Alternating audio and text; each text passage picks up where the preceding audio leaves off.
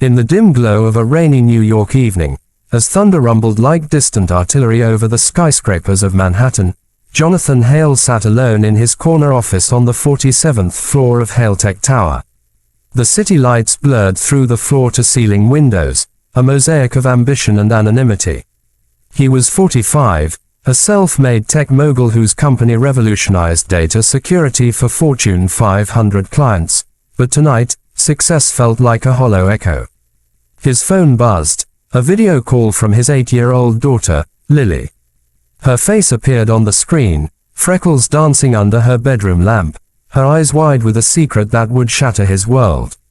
"Daddy," she whispered, glancing over her shoulder as if afraid the walls could hear, "there's a camera in your office."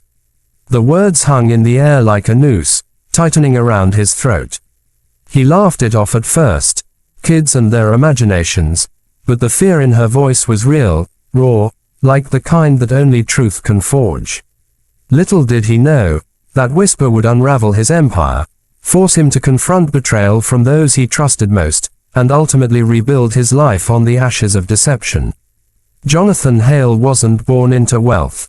Growing up in a cramped apartment in Brooklyn, the son of a single mother who worked double shifts as a nurse, he learned early that trust was a luxury.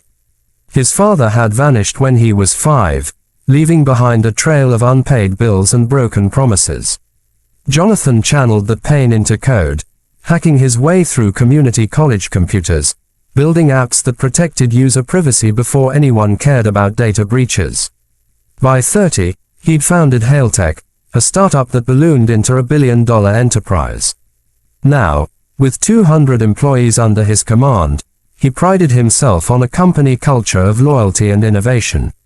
"We're family," he'd say in all-hands meetings, his voice booming with conviction. But families have secrets, and Haletechs were about to spill. That night, after tucking Lily into bed via the call, his ex-wife, Sarah, had custody most weeks. Jonathan couldn't shake her words. Lily wasn't prone to fantasies. She was sharp, observant, the kind of kid who noticed when the neighbor's cat changed its routine. How could she know about a camera? He paced his office, the rain pattering against the glass like accusatory fingers.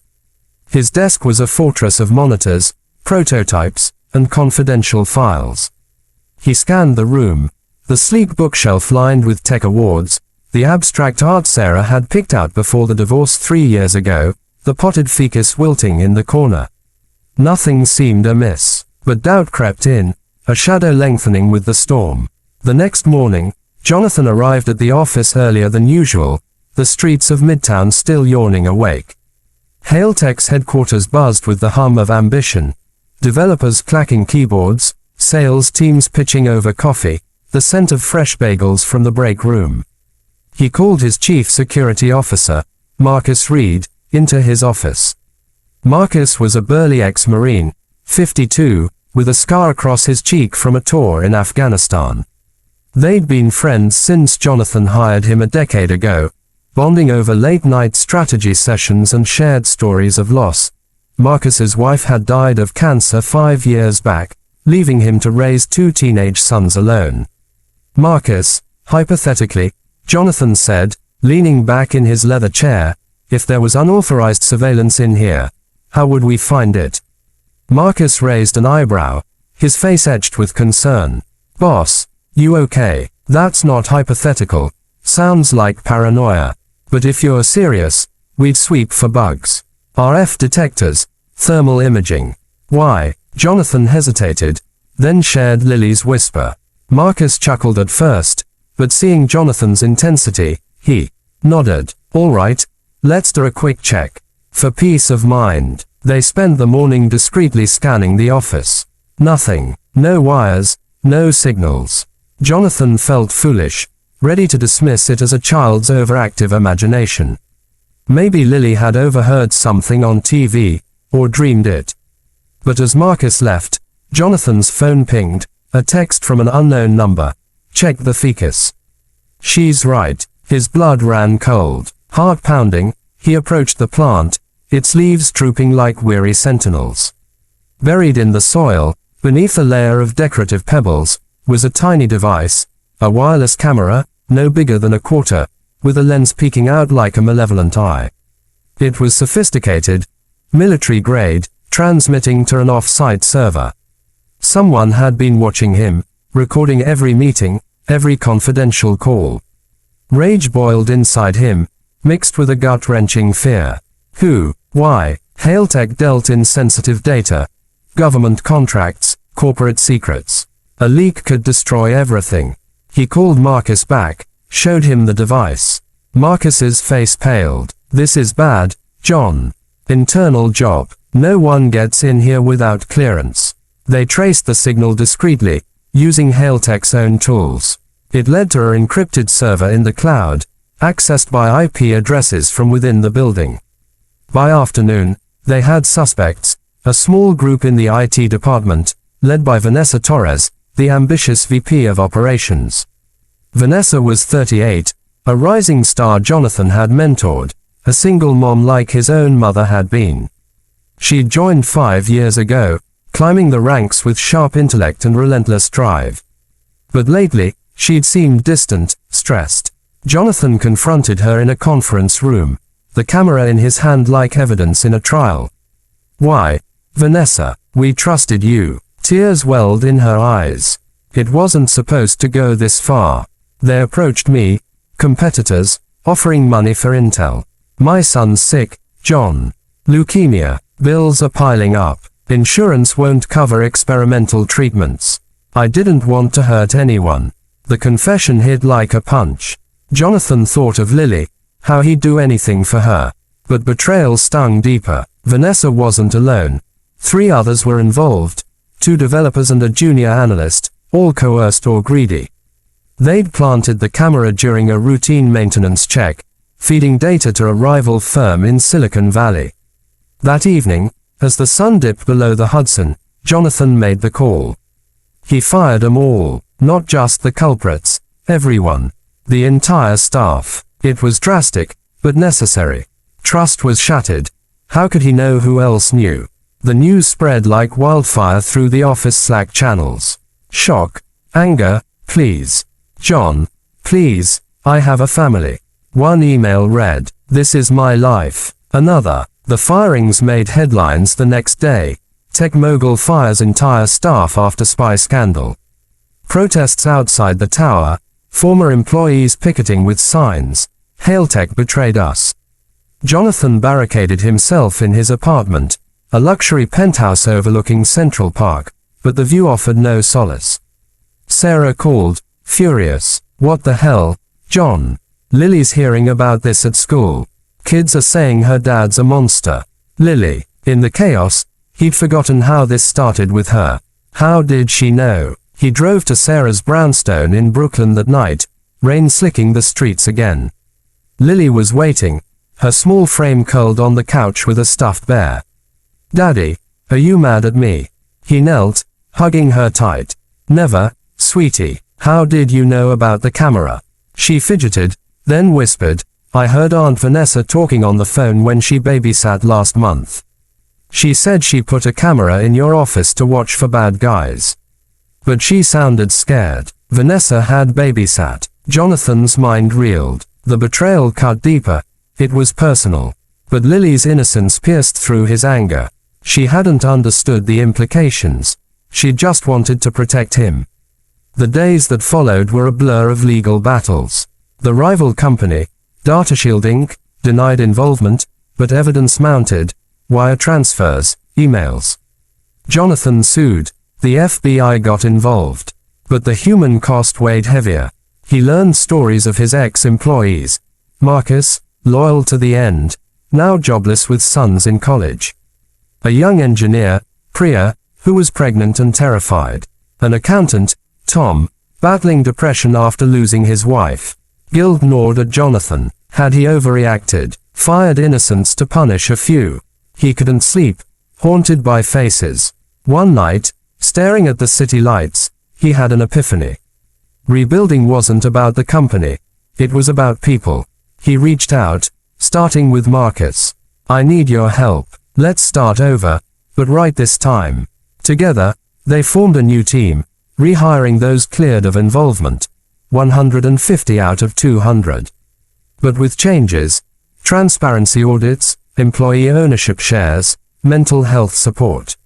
Vanessa faced charges, but Jonathan advocated for leniency, funding her son's treatment anonymously.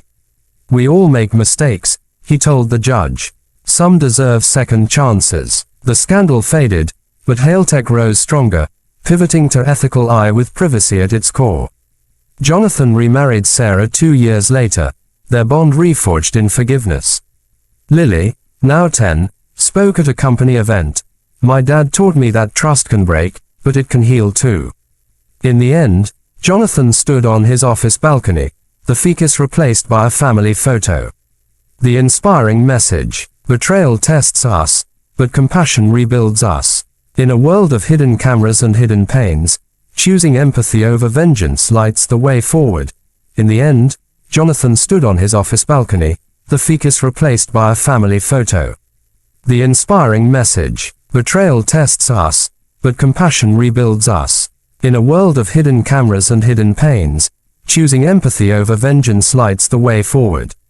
He lingered there longer than usual that evening, the spring breeze of April 2025 carrying the faint scent of cherry blossoms from Central Park below. The photo on the small balcony table showed him, Sarah, and Lily at a picnic last summer. Lily's gap-toothed grin wide, Sarah's hand resting naturally on his knee for the first time in years. It had been taken by Marcus, who had become the unofficial family photographer at every company outing. Jonathan traced the edge of the frame with his thumb, a quiet smile breaking through the exhaustion that still lived in his bones. The scandal was 2 years behind them now, but some wounds healed slowly, leaving scar tissue that reminded you how deeply you had once been cut. Inside, the new HaleTech headquarters, a renovated loft building in Dumbo, Brooklyn, far from the cold glass tower of Midtown, hummed with a softer energy. Gone were the sterile fluorescent lights and endless rows of cubicles. In their place were warm Edison bulbs, open collaborative spaces, plants everywhere, and a kitchen that always smelled like someone's homemade lunch. They had moved here 18 months ago, after the lawsuits settled and the insurance payouts came through. Jonathan had sold the old tower at a loss just to be rid of it. "That building watched me too long," he told Sarah one night. Time for new walls. The company was smaller now, 85 people instead of 200, but fiercely loyal. Almost everyone who had been rehired stayed. A few left on their own, unable to shake the memory of that terrible week when their badges stopped working. Jonathan never blamed them. He paid generous severance to those who remained only long enough to be cleared, and he wrote personal recommendation letters that opened doors at Google, Meta, and startups across the country. Some of them still sent him holiday cards. He heard the soft patter of bare footsteps behind him and turned to see Lily, now 10 years old and growing faster than he could process, padding across the balcony in her favorite oversized HaleTech hoodie, the one with the new logo, a simple open lock surrounded by a circle of hands.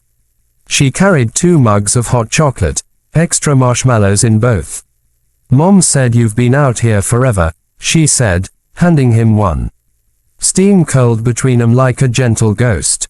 "Just thinking, kiddo, about the old office." He nodded. "Sometimes." Lily leaned against the railing, careful not to spill. "I still feel bad, you know. If I hadn't told you about the camera." Jonathan set his mug down and crouched to her eye level. "Listen to me. You saved us, Lily. You were brave when grown-ups weren't. I'm proud of you every single day." Her eyes, Sarah's eyes, hazel with flecks of gold, searched his face for the truth. When she found it, she hugged him hard around the neck, hot chocolate forgotten. He held her until she pulled away, wiping her nose on her sleeve like she'd done since she was 4. "Dad, can I tell you something? Always. I want to learn to code. Like, really code, not just scratch. Real stuff, so I can help build things that keep people safe." Jonathan's heart swelled so suddenly it ached. He swallowed hard. "Yeah, you sure? It's a lot of math and frustration." "I'm not scared of frustration," she said, chin lifted in that stubborn way that was all her own. I watched you go through way worse. He laughed, a sound that still surprised him sometimes. Okay, deal. We'll start this weekend, but only if you promise to take breaks and eat actual vegetables. She rolled her eyes dramatically. Fine, but only the green ones that taste like trees. They went inside together, Lily skipping ahead to tell Sarah the news.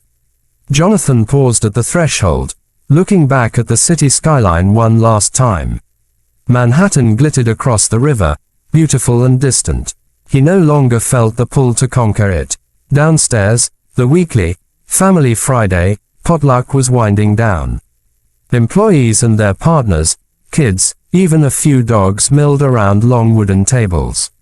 Marcus was at the grill on the rooftop terrace, flipping burgers with military precision while his youngest son, Ethan, now a college freshman, argued with him about the perfect char.